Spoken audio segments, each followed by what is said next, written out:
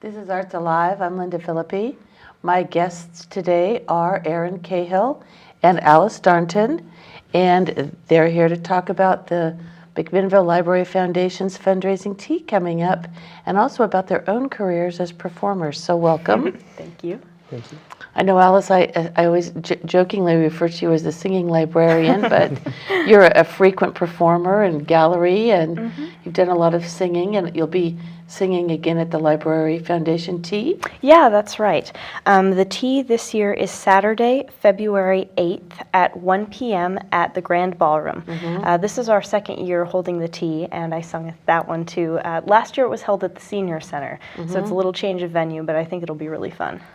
Okay, and Ehren, how did you get involved? Alice gave me a call the other day and asked me to perform. She knows that I've been performing around the area, and we've been friends since I volunteered at the library a couple years ago. Okay, is that how you two first met? Yeah. I'm volunteer coordinator at the library, and he was one of my teen volunteers in the summer. I didn't realize that you're the volunteer coordinator too. Yeah. Oh my heavens, you wear a lot of hats. Yep, I have a couple things that I do. Okay, and Ehren, you also performed at gallery, and you're the piano player for the Wiz. Yeah, along with the whole rhythm section. It was a really, really fun show. Yeah, very musical experience for me. A lot of growth, and it has helped me with pick up some new venues over the past year. That's great.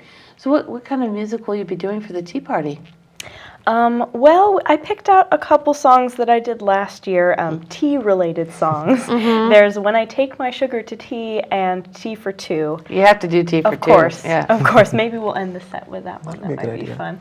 fun. And kind of big band standards that people would want to hear, sort of easy listening. We're both going to be singing, and he's going to be playing the piano and improvising a bit, which I didn't know he could do. But Oh, how fun! We rehearsed yesterday, and he's a whiz at it. Great. Pretty cool. Okay. So now, is this the first time that you've actually performed like this together? Yeah, this is our Oh, first time okay. performing together.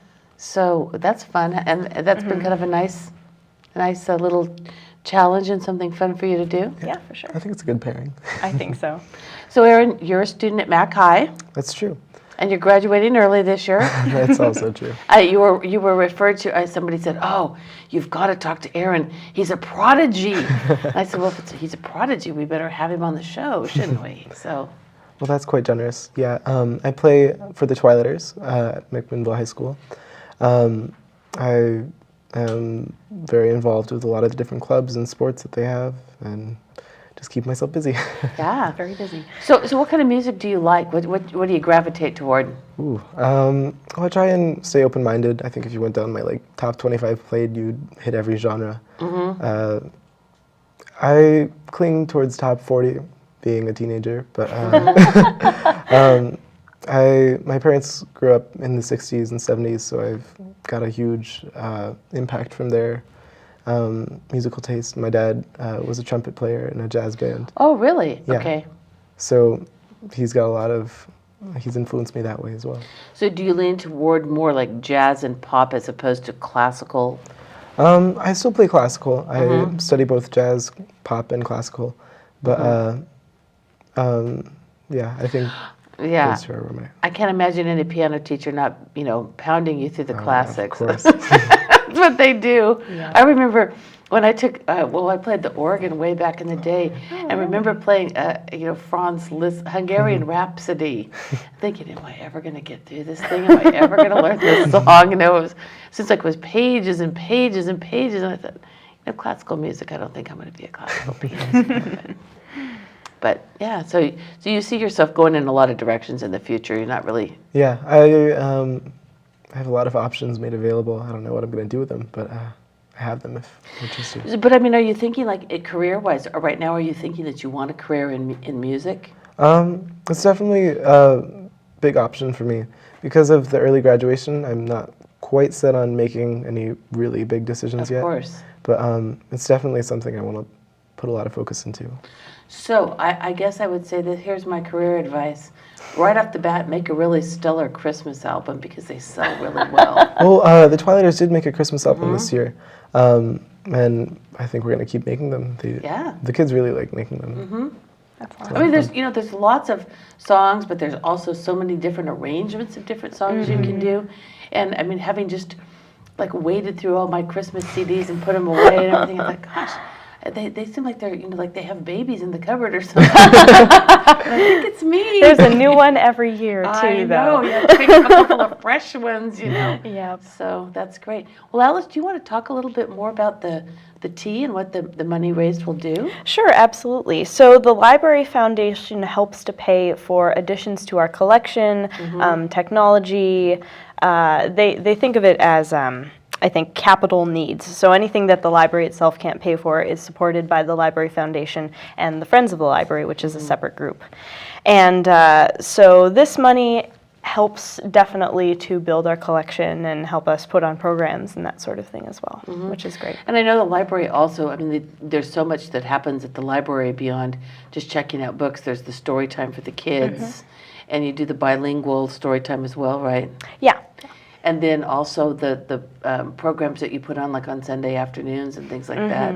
So lots of community events. Yeah, absolutely. The library is a great community hub, and this is yet another fun activity and event that people can come to. Well, I know last year that the tea party itself was really popular. Oh yeah, absolutely. and We had people coming to the doors. Yeah, and we sure. really sort of outgrew the senior center in just the first year, so it's going to have to move to a larger venue, but it seems like people really get a kick out of that, and it's a lot of fun. For sure. Also this year we are having an author reading with Heather Sharfadin, who is a poet, is that right? She's a novelist. A novelist. Okay, great. She has been on the show previously. Oh, so. awesome. Good. She does some interesting work, and she's also the one, she and her husband own the Velvet Monkey Tea Shop here in Oh, town. that's right. So at the bottom of La Bella Casa, you can sometimes run into her there, and they do poetry readings there as well. I think like maybe every other month or so. I think that they've been trying to, through the library, they've tried to do it like on the solstices. So we're going to have one in the spring, one in the winter, all that. Great. Yeah. Okay, perfect. And that has been a very popular event as well. The tea reading, or the poetry reading at the tea house, for sure. Well, yeah, because at the library, of course, everybody's supposed to be very quiet, and no food or beverages, right? Well, we do actually. We're a little bit more lenient about that, as long as the beverage is covered and the food isn't like a full meal. We don't like to spread the word, but no, we're not going to jump on you if you bring food or drink so into the people library. can bring a coffee in and sit down and read. Yeah, totally. Oh, that's nice. I didn't know that. Okay. Well, libraries have evolved. Absolutely. We are not as quiet as we once were. Well, that's true, because I've had my grandson in there sometimes, and like on a Saturday afternoon, it's pretty lively in the children's For section. sure, absolutely. It's like a zoo. Yep. If you wanted to go there, like the adults in the quiet upstairs, to sit down and quietly read a magazine, you have Yes, to. we do have a room especially for quiet reading, and that's nice that we're preserving that. But Of course, the library sure. is much more than that now as well. And also, too, it's more than just books, because people can go in and they can use computers, right? Absolutely. And then also check out movies and DVDs and TV shows and all kinds of different things. Yeah, books on tape, right? Yeah, books on CD mostly. We've kind of phased out our cassette tapes. Yeah. Yeah. And no more 8-track or reel-to-reel. No, we're even starting to do Blu-ray, which is the next thing. That's fabulous. Okay, so Ehren, let's go back to you just for a minute, because I know that you've done some sort of amazing things, but you're also going to be part of the Mr. Mac High competition. That's true. I'm Mr. Twilighters this year, and I have lots of fundraising to do throughout the next couple months. So where might people, if they're watching this and they want to catch up with you, connect with you, do you know where you'll be playing yet? I don't have any venues set up yet, but I'm definitely looking for more, and I'm planning on teaming up with the Twilighters to encourage some more team building fundraisers. Right, well, if you're representing the team, they better be there to support you, right? And that's for Dornbecker, isn't it? Yeah, it's for Dornbecker. So that's really good. It's a really great program. For sure. And you're a swimmer, That's true. okay? I know you're missing a swim meet today to be here, so what is your Swim. I like IMs, which is everything, but if I had to pick one, it'd probably be butterfly. Really? That's a tough one. It I took is, swimming yeah. for a while. Oh my Yeah. gosh, butterfly. So the knocked strong out. shoulders and we think of the Michael Phelps thing, right? Oh yeah, I'm not quite Michael Phelps. No? But, You know what? If you were as good as Michael Phelps, I bet you wouldn't be sitting in this chair. maybe not. Pretty sure. I'm looking at this one meet right Yeah, now. they said we can't afford to have you not be here. Yeah. So interesting. Okay. Wow. Well, it's kind of fun that you two hooked up. So, did you enjoy your volunteering at the library? Yeah, it's such a great thing that they have going on there. I always encouraged my friends to check it out over the summers, and I had a busy schedule, but I tried to make it down when I could, and it's really fun. So, what do the volunteers do? They have you shelving the books? That's a lot of it. Yeah. Shelving books, and the kids have crafts that they can do every day. So Okay. a lot of it's like putting together these little things that the kids will potentially glue and color, and sometimes they need some help coming up with ideas, but they've got some really creative minds down in the children's section. For sure. That always helps. Yeah. So, after a summer pushing the cart around and reshelving books, you went back to swimming. Yeah, well, I was swimming at the same time too. I swim all year round. And tell me a little bit about the volunteer program at the library. So how many people do you have typically that are volunteering at any given time? At any one time, I see probably close to 60 people on a regular basis Really? who come and shelve books and that sort of Okay. thing. But the foundation board and the Friends of the Library are also on a volunteer basis. So if people are interested in getting involved in other ways apart from shelving books, that's a possibility for them too. We have close to 200 volunteers in total. Really? So yeah.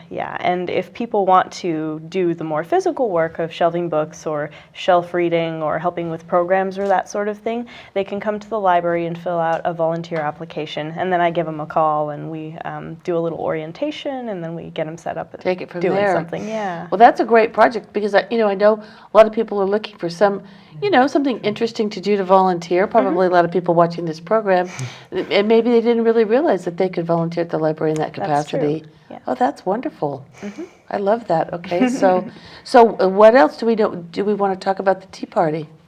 Well, We there's can't gonna say the be- price of the ticket. No. But we could talk can't. about where they can buy them. Okay, that's great. So you can buy the tickets. First of all, you'll want to pick up a brochure like I'm using right now to do my notes here. You can pick one of these up at the library, and then you can buy your tickets at Oregon Stationers or at the library, I understand. And there's going to be food. It's naturally a tea, so you get cups of tea and scones and pastries and I believe little tea sandwiches as well. Savories, yeah. That's right. The scones are amazing usually. So that's really fun, and you'll get to listen to some fun music and author reading, and That's nice. That's great. it's a lot to do. Well, yes, I really want to say thank you to both of you for being able to come in today and talk about this, and Ehren, to wish you certainly a lot of success in your future endeavors. It sounds like you have a lot going on. Oh, all the time. But yeah, so we'll now that people know your name, Ehren Cahill, they can look for you around town where you might be playing and how they can support you and the Twilighters team at Mr. Mac High. So thanks very much for being here today. Well, Thank you for having us.